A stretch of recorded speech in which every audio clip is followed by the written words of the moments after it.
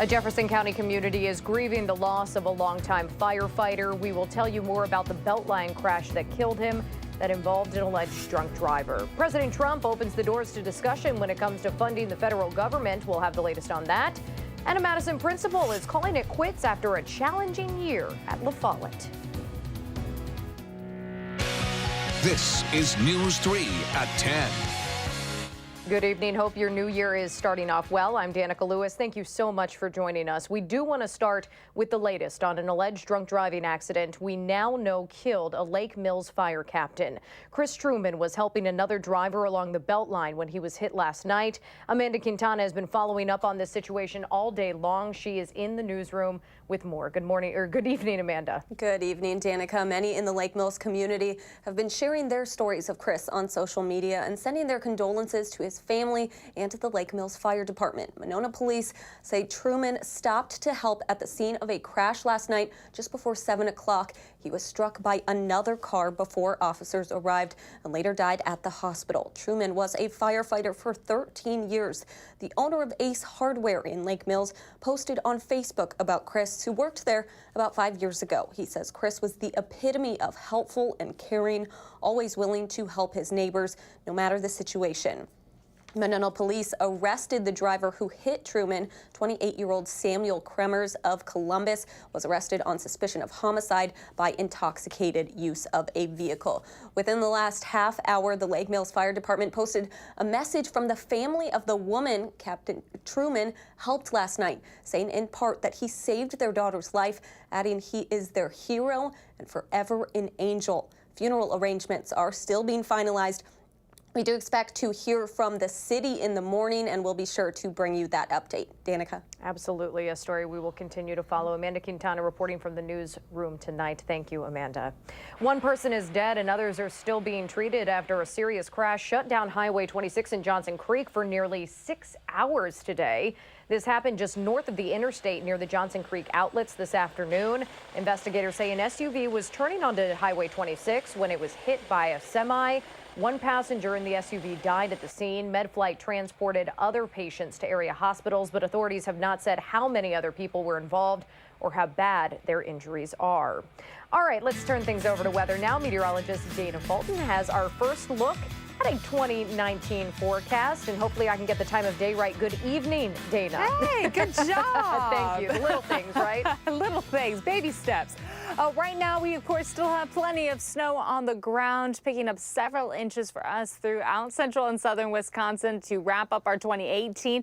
And we started off 2019 with a beautiful scene for us, the Capitol right now under a blanket of snow. Today we had a high 30 degrees, pretty close to average, just a few degrees above. Overnight lows close to 19, so not nearly as cold as what our average is, but that's okay. I think landing at 19 isn't too bad. Looking at our Doppler track, overall we are expecting quite a quiet evening. A little cloud coverage for us right now, and we may see a few flurries early in the morning, but nothing that's going to add up too much, especially what we just saw. Overall, we are currently sitting close to 20 degrees, plus or minus just a few, at 19 in Madison, 23 in Janesville, and in Mineral Point right now, with a calm breeze, which is good news. It doesn't feel much colder than where we're actually at currently. Now, tomorrow morning, it's going to feel a little colder. Overnight temperatures are expected to fall into the mid-teens. It'll feel a little closer to about 10 degrees. Some areas, though, it'll feel like we're in the single digits. Afternoon highs will be close to average again, and then we're expecting a big warm-up trend as we head towards the end of the week. But we'll take a closer look at that full 10-day forecast in just a few minutes. All right, sounds like a plan. Thank you, Dana. So we know a lot of you are heading back to work tomorrow morning. Sorry for mentioning it. Maybe for the first time since before the holidays. If you want up-to-the-moment weather and traffic information, be sure to download the free First Alert app. That's where you can follow the radar, see 12-hour forecast information, and look out to a 10-day forecast on all of your mobile devices. A man, a woman, and a child are dead after a car crashed into a Milwaukee river. Now, police tried pulling over a car, I should say, they believed was connected to a string of armed robberies. The driver, though, took off, eventually lost control, and ended up in the Kinnickinnic River. Now, dive teams have recovered the child and man's bodies today and recovered the woman's body last night.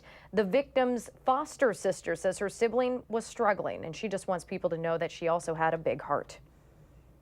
All we did was sit up and talk to each other about life, and Anytime she would leave, I would freak out wondering if she was okay because I knew she was reckless, but I was accepting of it. I wasn't trying to change her. I was just trying to get her to calm down a bit for her daughter. You just heard from Brooke Johnson. She says she does not know who was in the car with her foster sister, but says it was not the father of that woman's child. Now, police have not publicly identified any of the victims in this incident, and it's unclear who was driving at the time. Authorities in Juneau County are also investigating a deadly crash. This one happened just before noon today on I-90 near Boston. Wisconsin State Patrol says a 42-year-old man from Palmyra drove his SUV off the road and into a tree. That crash is still under investigation. After concerns about class scheduling, student behavior, and violence around the school, La Follette High School's principal says he'll resign after this school year. Sean Storch tweeted just before winter break that he would step down from his position this summer. Among recent concerns at the school, you may remember a teenager was shot during a large group fight near the high school back in September. Fitchburg police are looking into the city's first gunshots of the year. Just after midnight, officers responded to an apartment complex on Williamsburg Way near the intersection with Verona Road. Witnesses heard several shots in that area, and police did find a number of shell casings. Anyone with information should call Fitchburg police. Two women in Waukesha are thankful that a break-in did not turn out any worse after they woke up to a stranger sleeping in their dog's bed. The Mastiff named Benton was actually in the bed with the intruder. He lives a couple doors down from where he ended up. Police believe he walked up onto the deck and opened the sliding glass door that was unlocked by mistake. The ladies found him around 5:30 this morning. He was passed out on the dog bed, and they woke him up, and he was cooperative and apologetic. He didn't do anything wrong, really, other than go in the wrong house. Glad they can laugh about it. The two women do not plan to press charges, in part because they say Benton is usually very protective. So the fact he didn't make a peep means the man was probably harmless. On Capitol Hill, Democrats are expected to pitch their plan for fully reopening the government on Thursday when they take over the majority in the House. Before that, President Trump is calling for a meeting tomorrow focused on his sticking point for a spending bill, that being border security. CBS News correspondent Nicole Killian reports from the White House. President Trump made his intentions clear Tuesday, tweeting, "Border security and the wall thing and shutdown is not where Nancy Pelosi wanted to start her tenure as Speaker. Let's make a deal?" Pelosi responded with a tweet of her own that reads, "The president has given Democrats a great opportunity to show how we will govern responsibly." President Trump has invited congressional leaders from both parties to the White House Wednesday for a briefing on border security. We have to have a wall as part of border security. After posting a video Monday about the need to fund the wall. The potential progress comes as the Smithsonian Museums and the National Zoo close Wednesday, the latest casualty of the shutdown. The zoo's popular panda cam will go dark, but all of the animals will still be cared for. The closures were concerning for visitors at the National Air and Space Museum. To close down culture and the arts for people, to affect people's paychecks and their salaries, it makes me a little uncomfortable as an American citizen. Some Democrats say the White House meeting is just a stunt. The administration has offered few details about the briefing, which comes on day 12 of the shutdown. Senate Majority Leader Mitch McConnell plans to attend, as do officials from the Department of Homeland Security and Customs and Border Protection. The Democratic-controlled House intends to vote on legislation later this week to reopen the government without new money for the wall. But that's unlikely to win the approval of the president. Nicole Killian, CBS News, the White House. Now, the largest federal employee union is suing the government, claiming that forcing employees to work without pay violates federal law. U.S. Customs and Border Protection is looking into agents using tear gas, pepper spray, and smoke on more than 100 migrants trying to come into the country illegally overnight and into this morning. Now, this happened at the U.S.-Mexico border in California.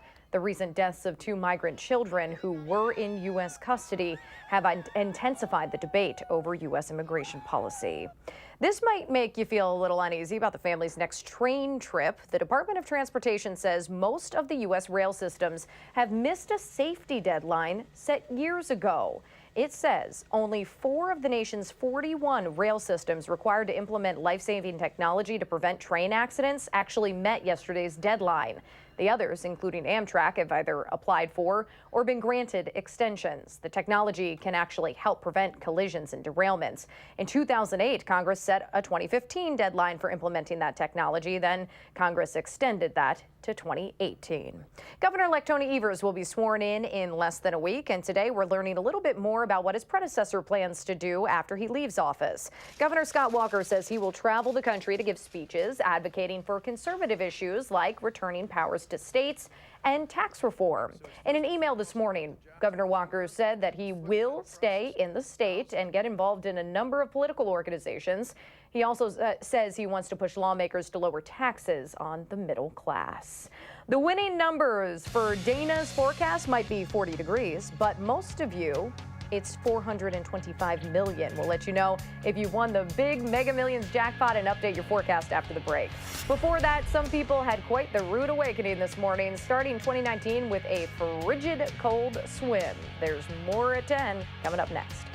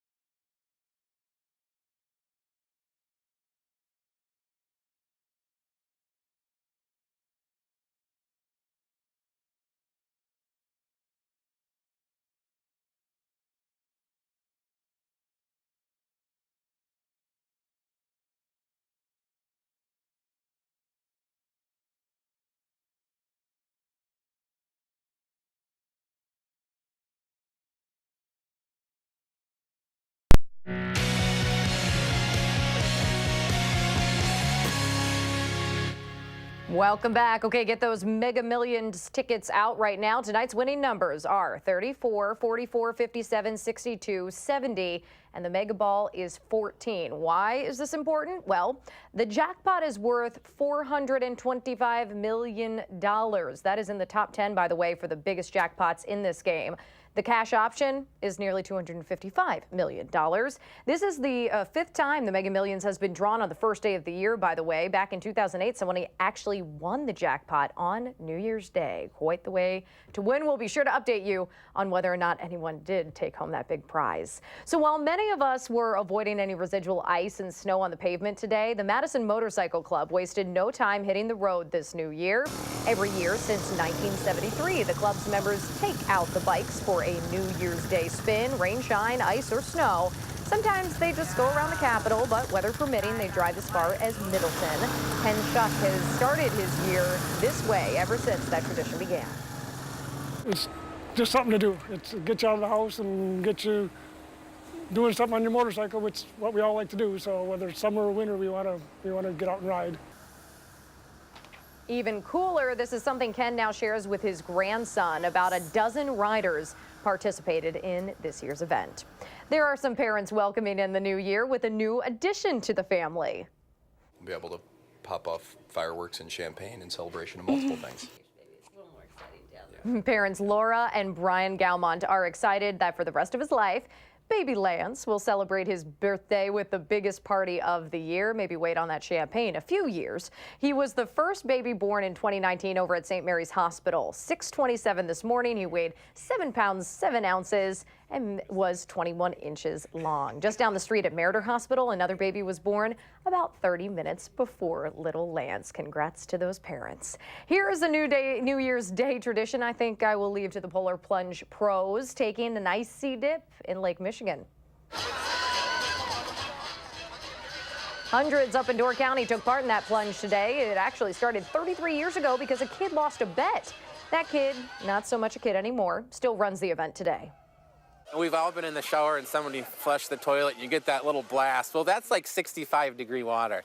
This is 32-degree water. It's very temporary. You're only in for a few seconds, and the memories last far longer than the goosebumps. Canned food donations were collected for charity, and any money raised by the plunge went to the local fire department. Here's something you don't see every day out on the water. This is drone video from Duluth, and you can actually see steam coming from Canal Park. That's happened this morning. Lake steam is created when the temperature of the air drops down below the temperature of the water at a rapid rate. Really interesting there. I am glad that we didn't see any of that though, Dana, because I tell you what, that probably means it is pretty cold out there. Quite cold up there. A little different for us. We're not nearly as cold. Of course, we've just been looking at the snowfall for the last 24 hours or so. And that snow that we saw last night was just enough to tack on a little more for our 2018 total. But unfortunately, or fortunately, depending on how you're looking at it, we did not break the record for the wettest year in Madison. That's still 1881. 2018, though, the second wettest year for us in Madison. And Milwaukee was actually the third wettest year. So a little over 50.5 inches for us in the last 365 days. We don't need any more right now. We could wait just a little bit. Looking at our Doppler track, we have clouds in the sky currently, but nothing moving in as far as any major snow concerns for us tonight. We may see a few flurries early tomorrow morning, but otherwise things are going to stay fairly quiet for us this evening. Our storm reports, though, just covering central and southern Wisconsin from all the snow that came through last night. Of course, those reports were starting to pop up around 5, 6 o'clock yesterday evening. And of course, the numbers just grow from there, and they continue to grow all the way up until early this morning. So the numbers that we're looking at now are from this morning. We look towards Baraboo. Just about 4.5 inches of accumulation in west-northwest Verona, almost 4 inches of snowfall. In Mount Horeb, about 3.5 inches of snow last night and into early this morning. For Richland Center, about 5 inches of snow. Southwest Johnson Creek, closer to 2 inches. But if you go a little to the southeast, of course, north of Janesville, just under an inch, and in Beloit, just over 1/2 inch. That southeast area of the state holding on to the rain just a little longer than the rest of us, so they didn't see that heavy snowfall that came through yesterday evening, just a little bit later on in the day. But quite a bit coming on through for us to wrap up our 2018. Now that front is well off to the east, and we have high pressure ridging on through and keeping us fairly calm for tonight and for the next several days. We're actually going to enjoy some sunshine and a little milder weather by the end of the week. The clouds expected to break up by tomorrow afternoon. A few pockets of sunshine expected for us later on Wednesday. Temperatures on Wednesday will stay pretty close to average, and then then on Thursday, we are expecting to hop into the mid-30s. That's above average. And the trend throughout the country, it looks like for the next 6 to 10 day period, likely going to stay above average for us. You'll see that in our 10-day in just a quick second. Overnight tonight, we're expecting to fall close to 15. Tomorrow, high of about 25 degrees. Again, we may see a few isolated flurries early in the morning, but we aren't expecting anything to accumulate on top of what we already have on the ground. Temperatures by Thursday are in the mid-30s. Looking towards the weekend, though, we hop into the 40s, and our next big system is going to start to move in as we head into the start of next week. So enjoy the sunshine for the next few days. I know Danica's pretty excited to actually be towards 40 degrees. I think the whole team's excited to see a little milder weather come through. Most definitely. And the sunshine just only adds to it, right? Absolutely. Yeah, looking forward to it. Thanks, Dana. The Bucks are starting off 2019 with a big statement against the Pistons. More from the Greek Freak and the crew up next in sports.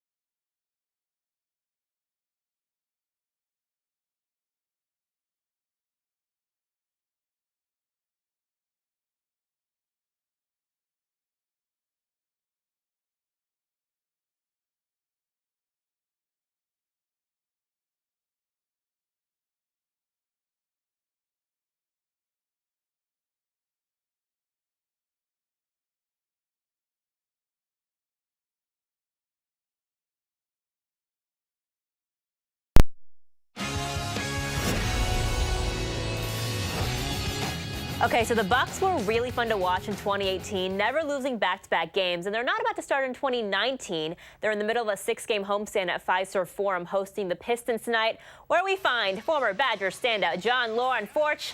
Giannis getting the best of him, obliterating him on the slam dunk there. Giannis with 15 points tonight, but he was not the leading scorer. That honor belonged to Brooke Lopez from way downtown, one of his 7 three-point three-pointers tonight, leading the Bucks with 25 points. The Bucks win 121-98. It's their fifth straight double-digit win. They will host Atlanta on Friday, the former team of head coach Mike Budenholzer. The Badgers men's basketball team will aim to bounce back after a surprise loss to Western Kentucky to close out 2018. Wisconsin will host Minnesota on Thursday at 8 o'clock at the Kohl Center. Now, the Badgers are already 2-0 in the Big Ten. They beat Iowa and Rutgers. The Gophers are 1-1 in conference play. They've won their last 5 games. So now, does playing a Big Ten team make a big difference? Nah, says Brad Davison. It's basketball. I think at this level, every game's competitive. Every team's a challenge. Big Ten, there might be it's a little extra physicality. I think you have a little bit more history with the team, especially now being a sophomore. You've played the teams before, played the coaches in the style before. So it's a little bit more familiar. But I think it definitely does take a notch up, but at the same time, it's still basketball. Well, Badgers center Tyler Biotish currently undecided on his future, whether he'll enter the NFL draft or come back for his junior season. He has until January 14th to decide.